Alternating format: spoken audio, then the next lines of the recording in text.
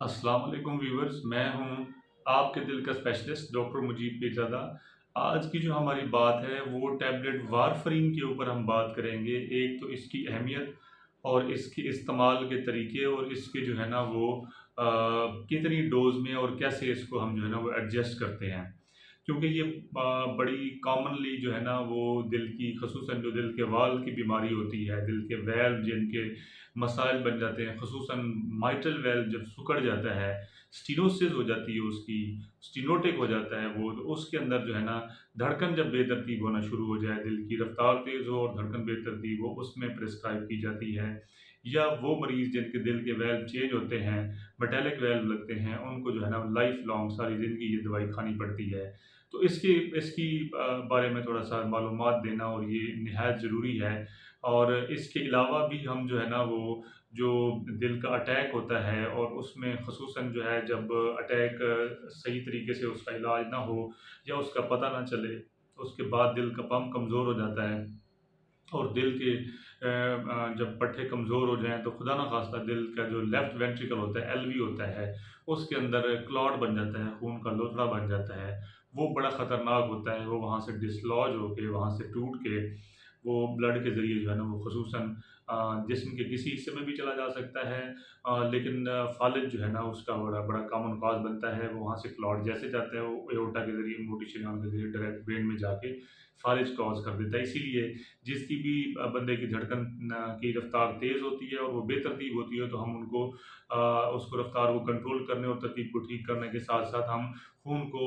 पतला करने वाले, खून को जमने से रोकने वाले इंजेक्शन या ओरल टैबलेट ज़रूर देते हैं। अब इसमें 2-3 चीज़ें और हैं कि अगर दिल के अंदर क्लॉट बन गया, खून का लोथड़ा बन गया, तो उसमें अगर तो माइट्रल स्टेनोसिस है, दिल का जो वाल्व है, जो लेफ्ट साइड का वाल्व लगा हुआ है, 2 एओर्टा और उसके एलए और एलवी के दरमियान, जो लेफ्ट साइड का छोटा और बड़ा खाना है, उसके अंदर अगर क्लॉट बन जाता है, तो वो तो उसके अंदर हम वारफ़रीन भी दे सकते हैं अटैक की वजह से अगर वो बनता है। और दूसरा हमारे पास नोवल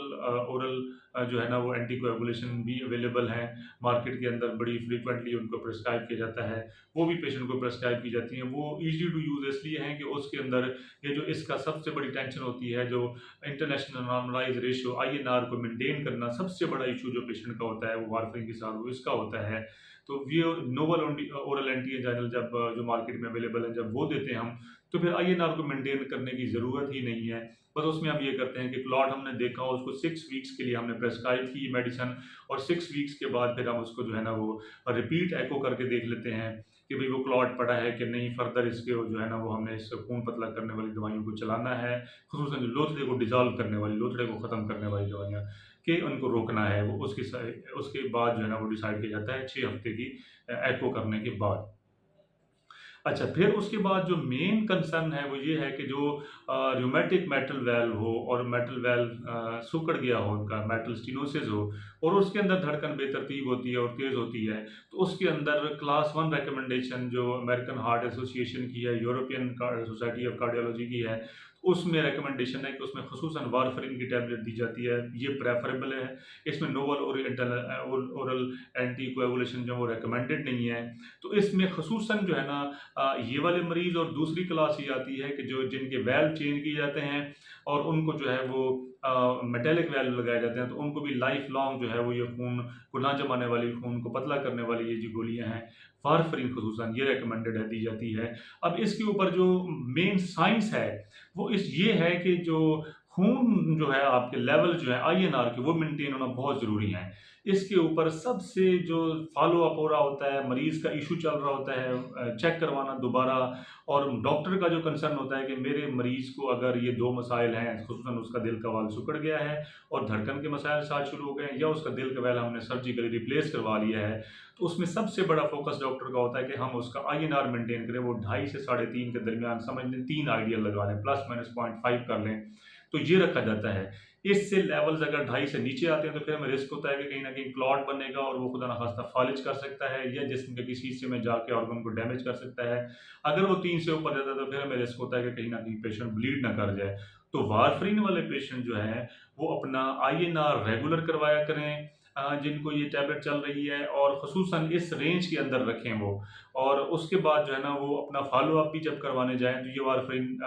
जो आईएनआर है वो ख़ुसूसन करवा के जाएँ उस टाइम, और पिछले से जो है ना उनको पता हो कि पहले मेरा क्या चल रहा था, अब मेरा क्या चल रहा है, ताकि वो जो है ना वो टाइम बचे उनका, और फ़ायदा भी हो कि जो वो आके चेकअप करवा रहे हैं या जो वो मेडिसिन ले रहे हैं, ज़ाहिर-सी बात है टाइम लग रहा है पेशेंट का, पैसे लग रहे हैं पेशेंट के, तो उसका फ़ायदा भी ताकि उस मरीज़ को पहुँचे।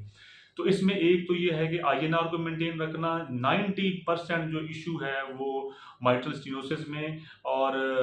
वाल्व रिप्लेस में, सर्जिकली जो रिप्लेस होता है, मेटालिक वाल्व जब डलता है, उसके अंदर हमारा आईएनआर का मेंटेन होना, इस पे सारी साइंस चल रही होती है।